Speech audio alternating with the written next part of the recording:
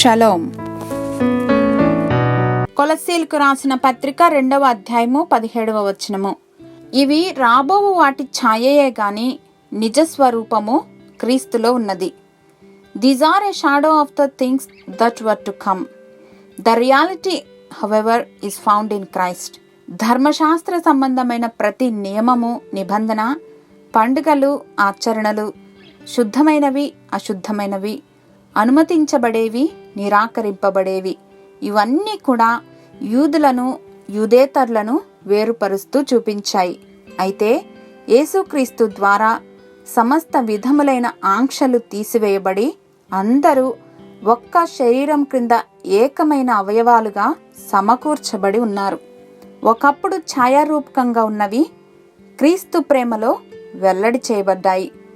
నిజమైనది వెల్లడి కాబడిన తరువాత దాని నకలుతో అంటే కాపీతో పనిలేదు. కానీ ఈనాటి క్రైస్తవుల స్థితి తిరిగి మానవ ప్రేరేపిత ఆచారాలకు పరిమితమైపోతున్నారు. సంఘమునకు వెలుపట జరిగేవన్నీ సంఘంలోనికి చొరబడిపోతున్నాయి.